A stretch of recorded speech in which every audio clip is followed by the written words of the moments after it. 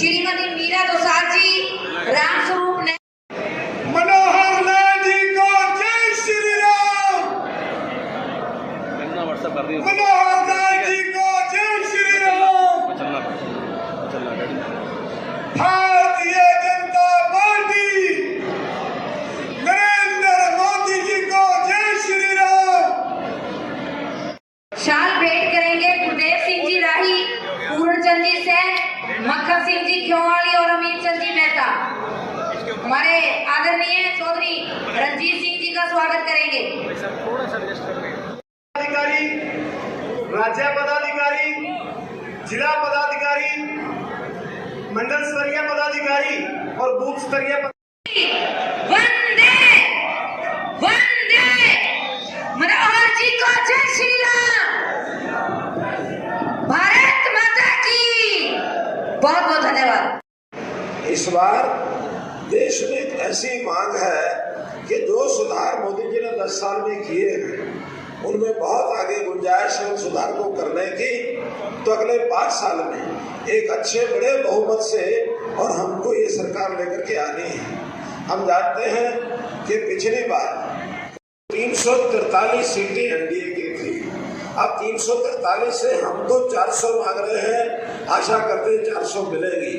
लेकिन वो लोग जो सिर्फ 91 सीट पर थे वो खाली राज करने के आंकड़े तक भी पहुंचे, 272 पहुंचना पड़ेगा। किसी भी कारण से वो तो 2 गुणों से ज्यादा चाहते हैं, हम तो 343 से 400 मतलब केवल 57 सीट ज्यादा करना चाहते हैं। तो आप मान के चलिए गुंजाइश तो 400 की है, ना कि यूपीए कहीं भी नजदीक पहुंच पाएगा। यूपीए पहुंचने वाला नहीं है नजदीक। आज कांग्रेस में बहुत बड़ी बौखलाहट हो गई है और उस बौखलाहट में एक बौखलाहट तो ये है कि मोदी जी ने जो 10 साल में काम किए वो 55 साल में नहीं कर पाए। 55 साल में जो नहीं कर पाए वो मोदी जी ने 10 साल में कर दिए। कांग्रेस के नेताओं में हीन भावना घर कर गई है, उनको लगता है कि हम कहीं के नहीं हैं। कि उनके नेता और भारतीय जनता पार्टी के नेता लोग तुलना करते हैं, एक तरफ विश्व प्रसिद्ध नेता नरेंद्र मोदी और दूसरी तरफ राहुल गांधी, जिसका कोई हिसाब किताब उसको आता नहीं, संस्कार उसको पता नहीं, जनता के साथ जुड़ाव नहीं, ऊपर ऊपर हवा में घूमते हैं। मित्रों, इसलिए मैं ये आज से अपील तो करने आया हूँ कि हमारी लोकसभा में कितनी बड़ी स्ट्रेंथ हम लेके जाने वाले हैं। आज भी आप मंच पर देखेंगे तो हमारी वर्तमान सांसद बहन सुनीता दुग्गल बैठी है। 3 लोकसभाओं के सांसद होने वाले यानी प्रत्याशी यहाँ बैठे हैं। अशोक तंवर जी सिरसा के सांसद बनने वाले हैं और हमारे रंजीत सिंह चौटाला जी हिसार से सांसद बनने वाले हैं। और आपका ये भाई मनोहर लाल जो अभी तक 9.5 साल हरियाणा सरकार के माध्यम से आपकी सेवा की है, मोदी जी ने इस बार आदेश दिया है कि नहीं, करनाल लोकसभा से चुन करके और दिल्ली पहुंचना है, उनके आदेश का पालन करने के लिए वहां में पहुंचना है। हमारी अपनी टीम कितनी बढ़िया सुंदर टीम बन रही है। हम जब 10 के 10 लोकसभा के मेंबर यहाँ से दिल्ली जाएंगे तो आपकी हरियाणा की आवाज, हर कोने की आवाज, चाहे वो रानिया की हो, ऐलनाबाद की हो, डबवाली की हो, कालावाली की हो, सिरसा की हो और या फिर फतेहाबाद की हो और रतिया की हो अथवा टोहाना की हो, पूरी आवाज आपकी अशोक तंवर जी लोकसभा में उठाने वाले हैं। और इस इलाके में विकास के कामों के नाते जो पहले हो रहे हैं वो हो गए हैं, मैं आज उसको गिना नहीं रहा हूँ, लेकिन आगे जितने काम रुके हुए हैं, चाहे उस केंद्र सरकार के हैं और चाहे प्रदेश सरकार के हैं, क्योंकि प्रदेश सरकार के नाते यहाँ जो पानी की बातें, यहाँ जो घग्गर वाटर के जो डिस्ट्रीब्यूशन के विषय, बहुत से विषय हमने किए हैं, लेकिन आज कुछ बाकी बचे हुए हैं। रास्तों के विषय, ओटू झील का विषय, कई विषय ऐसे हैं जिनको निश्चित रूप से हम आगे कराने वाले हैं। और एक विषय बार बार आता है कि बहन सुनीता दुग्गल सांसद है यहाँ, मैं आपको वादा करता हूँ कि अगले 4 महीने के बाद बहन सुनीता दुग्गल प्रदेश सरकार में चंडीगढ़ बैठने वाली है, ये वहां जाकर के आपके काम कराएंगे, निश्चित रूप से कराएंगी। इसलिए मित्रों, अपना ये जो अदल बदल होता रहता है, अभी तक चौधरी रणजीत सिंह जी चौटाला बिजली मंत्री के नाते हरियाणा सरकार में काम कर रहे थे, मैं स्वयं मुख्यमंत्री के नाते काम कर रहा था।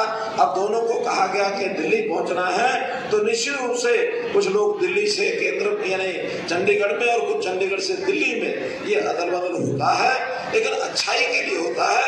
ये अच्छाई के लिए आगे बढ़ रहे हैं। और मैं तो ये कहूंगा कि जिस प्रकार कांग्रेस बखला गई है, तरह तरह के स्टेटमेंट देते हैं। इनका एक नेता सैम पित्रोदा, कल ही उन्होंने एक स्टेटमेंट दे डाले, क्या कि देश के लोगों में किस प्रकार भेद डालते हैं।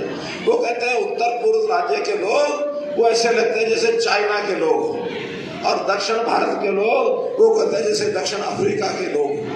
यानी जिसको ये समझ नहीं है, इस देश के लोग आपस में एक भारतीय हैं। हमारी एकता, इस एकता को तोड़ने के लिए कांग्रेस के मंसूबे ये सामने आ रहे हैं। मित्रों, ये काम आजादी 1947 से कांग्रेस कर रही है। कांग्रेस ने 1947 में जब संविधान को अंगीकार किया, उस समय जम्मू कश्मीर इस देश का हिस्सा वैसा न बन जाए, एक बहुत बड़ी एक बाधा उसमें डाल दी। वो थी 370 की धारा। 370 धारा का मतलब यह है कि देश का कोई भी कानून जो होगा वो जम्मू कश्मीर में तब तक लागू नहीं होगा जब तक वहां की विधानसभा उसको पास न कर दे। यानी देखो कितना उल्टा काम, पहले केंद्र सरकार पास करेगी, फिर जम्मू कश्मीर चाहेगा तो लागू करे, नहीं तो नहीं। जबकि सारे देश में केंद्र का कानून उसी समय लागू हो जाता है। यानी कोई प्रदेश केंद्र सरकार से भी बड़ा हो जाए, ये कहीं देश और दुनिया में नहीं है। लेकिन ये नेहरू जी ने एक फाचल ठोक दी थी। हमने मांग की 370 हटा दो, कांग्रेस ने डराया कि 370 हटाएंगे तो खून की नदियां बह जाएंगी। उन्होंने डराया कि अगर आप 370 हटाओगे तो गृह युद्ध हो जाएगा। लेकिन हमारे नरेंद्र मोदी जी, अमित शाह जी, जो ने एक लाइन में सुबह सुबह लिख दिया, आज से 370 खत्म। तो ये नहीं खत्म हो गई, ये नहीं खत्म। कोई खून का कतरा किसी को खरोंच आई है क्या उसकी? नहीं आई ना। आज जम्मू कश्मीर भी देश का वैसा ही प्रांत बन गया जैसा हरियाणा है, जैसा मध्य प्रदेश है, महाराष्ट्र है, केरल, कर्नाटक है, उसी प्रकार का प्रदेश अब जम्मू कश्मीर हो गया है। अब जम्मू कश्मीर में एक एक पैसा जो जाएगा उसका ऑडिट होगा। जम्मू कश्मीर का आतंकवाद अब सिर्फ नहीं बन पाएगा। हमारे हरियाणा के नौजवान वहां जाके शहादत देते थे, अब वो शहादत देने की जरूरत नहीं है। अब तो हमारी जो नजर है पीओ के ऊपर है। पीओ के यानी पाकिस्तान ऑक्युपाइड कश्मीर, पाकिस्तान से वो भी हमको वापस लेना है। ये मोदी जी की सरकार कर सकती है मित्रों, और कोई नहीं कर सकता है। मित्रों, मोदी जी ने देश को एकता में बांधा है। मोदी जी ने काम बहुत किए हैं। हम विकास की बातें रखें तो एक तरफ है, लेकिन देश के लिए अगर कोई एक आदमी जद्दोजहद करके और देश के लिए लड़ रहा है तो नरेंद्र मोदी है।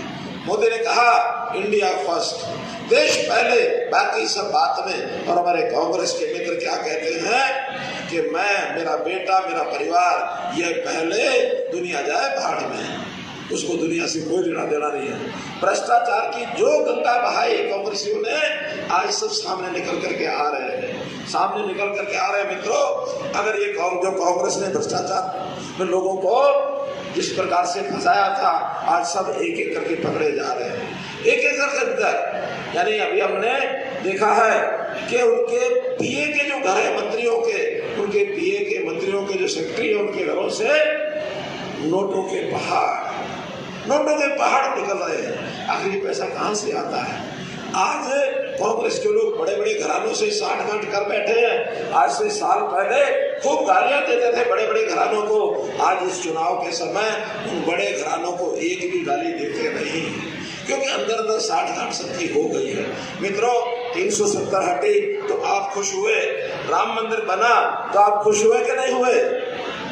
राम मंदिर बना तो खुश हुए कि नहीं हुए?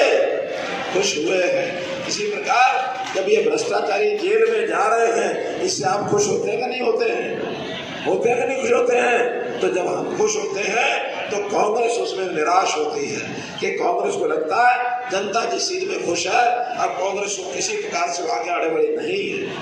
अब तो इस हमारा जो नया संकल्प पत्र है उसमें ने कहा कि परिवार का कोई बुजुर्ग 70 साल से ऊपर, हमारी कोई बूढ़ी अम्मा, ताई, चाची कोई भी होगी, हमारे जो बड़े बुजुर्ग हैं उनको 5 लाख रुपए का हर व्यक्ति के हिसाब से अलग से बीमा मिलेगा। इसलिए वो पहले वाला 5 लाख अलग और बुजुर्गों का 5-5 लाख अलग। कितना बड़ा एक समाज के बारे में सोचा होगा। बीमारी से गरीब आदमी सब कुछ लुटा बैठता है, लेकिन बीमारी का जो खर्च है इसका बोझ सरकार ने अपने जिम्मे लिया है। एक बहुत बड़ा उपकार उन्होंने किया है भाई बहनों। तो मैं तो फिर ये कहूँगा कि अब जैसे देश और दुनिया में हमारा नाम बढ़ा है, हमारा देश दुनिया की 5 बड़ी शक्तियों में माना जाता है और मोदी जी की घोषणा के अनुसार 2029 ये जो 5 साल है तीसरे स्थान पर आ जाएंगे और 2047 जब देश को आजाद हुए 100 साल होंगे तो हमारा देश नंबर 1 पर आएगा, विश्व गुरु बनेगा। इस रास्ते पर हम चल रहे भाई। हम लोग हमारी पहली सभा थी खारिया गांव में। उस दिन हमारे आदरणीय उस वक्त मुख्यमंत्री श्री मनोहर लाल जी उस सभा में आए थे और वो ऐसी सभा थी जिसमें बिना मांगे मांग पत्र खड़ा नहीं कह दिया, मैं सारे के सारे रानियों की मांग स्वीकार करता हूँ, ये आप कह के कितने सब मांगे स्वीकार। 20 गाँव में परली तरफ जो बागड़ी बेल्ट है उसमें आज पानी का घर का पानी आ रहा है। जब फ्लड का सिस्टम था तो रोज डीसी एसपी से मॉनिटर करते थे कि किसी गांव में किनारा टूट के पानी नहीं जाना चाहिए, नहीं इलाका डूब जाता है। इतनी बरसात हुई थी, आपने उस इलाके को बचाया। अब इन 14 गांव के आज से 5 महीने पहले घग्गर का पानी किसी को मिल नहीं सकता, इन 14 गांवों को पानी का मंजूर करके गया। ये आपका वोटू, सुल्तानपुर या धनूर, इन सब गाँव का ठीक कह रहा हूँ ना मैं, ठीक कह रहा हूँ ना, सारे सुन रहे हैं। आज पानी किसी जमींदार को मिले, बिजली मैं दे रहा था, तो भाई मैं एक बार भीड़ से कहूँगा सारी भीड़ खड़ी होकर तालियां बजा के आपका स्वागत करें। सारी भीड़ खड़ी हो जाए। अब ये चुनाव जो है ये आप ये समझे कि आप रणजीत सिंह को, कोई रणजीत सिंह देखो जो खारिया में खड़ा था, और मैं आपसे कह रहा हूँ जी जान लगा के यहाँ से अशोक तंवर को मेंबर पार्लियामेंट बनाने हैं। हम 3 मेंबर पार्लियामेंट बनेंगे, हमारे माननीय मनोहर लाल जी, इसके बाद तंवर साहब और मैं हिसार से बनूंगा। और हम तीनों, मनोहर लाल जी ने तो पहले ही आपका विकास देखा और तंवर साहब भी देखेंगे। देखिए राजनीति में मतभेद थे, खत्म हो गया हमारे, तभी खत्म हो गए। मैं ओमकार जी के सामने चुनाव लड़ा, कोई बुरी बात नहीं थी। आज मैं दिल से ईमानदारी से परमात्मा को मानता हूँ। मैं कह रहा हूँ एक वोट इन्हें डालेंगे। मैं फिर कहूँगा खड़े होके ये फिर दोबारा प्रोमिस करो, ये वोट डालना रणजीत सिंह को डालना है। मेरा हल्का है, कमजोर नहीं करना। एक आदमी भारतीय जनता पार्टी के कमल के फूल पे बटन दबा के कामयाब करेंगे। मैं लास्ट में एक बात कहूँगा कि कोई भी किसान इस बात से नहीं समझे, जो देवीलाल ने कांग्रेस छोड़ी, कभी जो देवीलाल को कांग्रेस ने मुख्यमंत्री नहीं बनाया। जो देवीलाल को जब भी मुख्यमंत्री बनाया कांग्रेस छोड़ के बाहर आए, डॉक्टर मंगल सेन, वीर जगदत्त शर्मा, विजय राजे सिंधिया, राजमाता गवादी, उन्होंने साथ दिया। जो देवीलाल भारतीय जनता पार्टी की वजह से मुख्यमंत्री बने। जो देवीलाल 2 बार मुख्यमंत्री बने केवल भारतीय जनता पार्टी की सपोर्ट से, कांग्रेस से कोई रास्ता नहीं था। और जब तीसरी बार तपस्या का मामला आया, मैं जिम्मेदारी लेता हूँ, रणजीत सिंह यहाँ का एमपी होगा। एक वोट भारतीय जनता पार्टी को अपने ईमान से, धर्म से जो आए हैं, जो मुझे सुन रहे हैं, भारतीय जनता पार्टी का बटन दबा के कामयाब करेंगे। अरे उस भारतीय जनता पार्टी को कांग्रेस में तो मुझे टिकट नहीं दिया था। मैं आया, आप सबने कहा कि रणजीत सिंह खड़ा हो जाओ, हम टिकट देंगे, हम भेजेंगे, आपने मुझे असेंबली में भेजा। और मैं मनोहर लाल जी की इज्जत करता हूँ। इन्होंने जब ऊपर गए तो ये कह के आए किसी को कैबिनेट में बना दो। 1 राम दे के जा रहा हूँ, रणजीत सिंह इसको जरूर कैबिनेट में बनाना। मुझे इन्होंने कैबिनेट में दिया। और इसके बाद जब 5 का मंत्रिमंडल बना 10 हम जेजेपी के थे, 7 वो थे, 17 थे।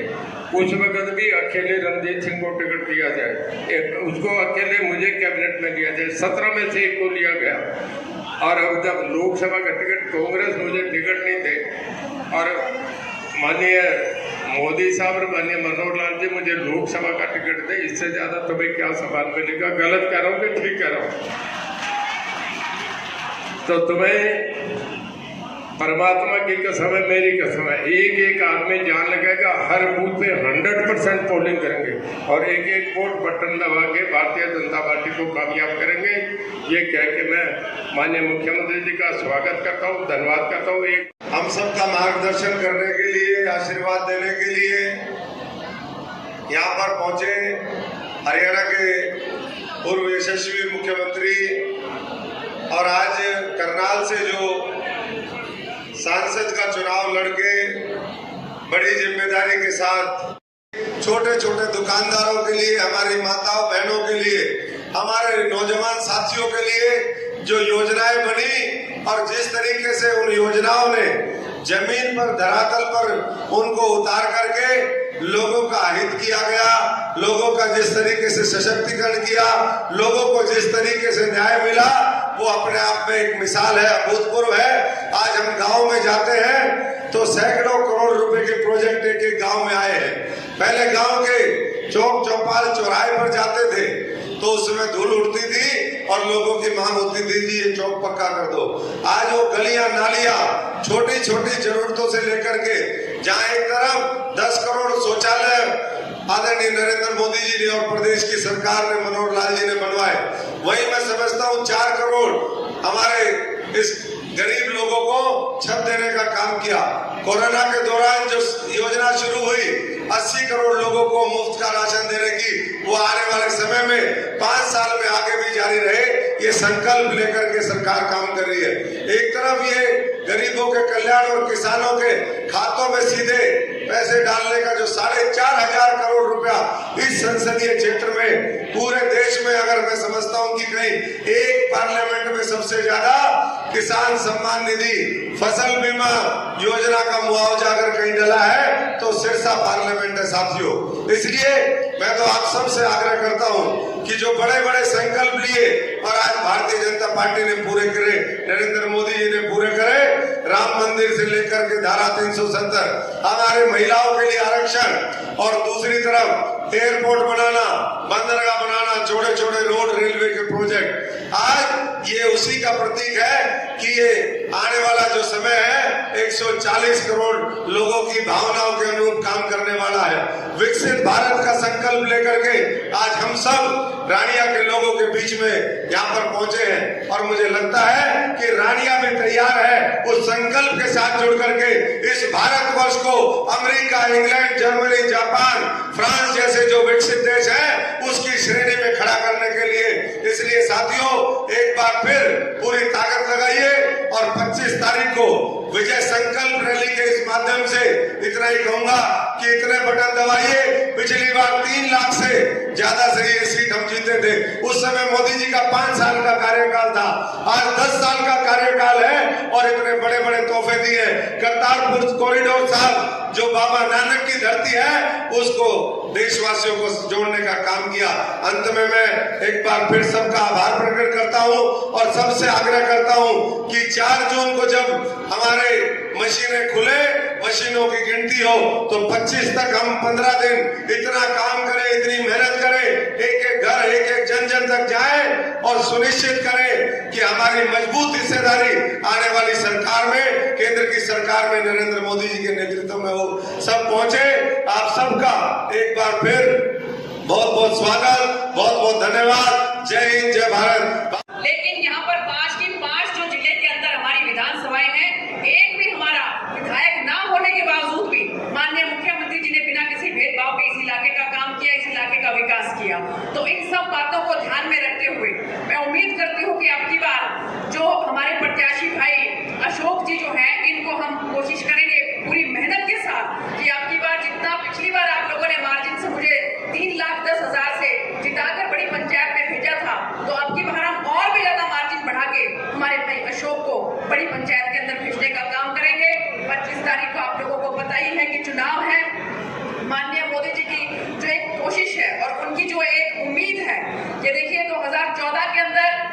वो एक आशा लेकर आए। आप लोगों ने उस आशा के बदौलत जो है वो भारतीय जनता पार्टी की सरकार बनाई।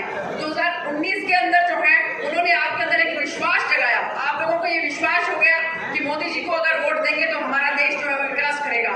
अब जो है ये मोदी जी की गारंटी का समय है। तो अब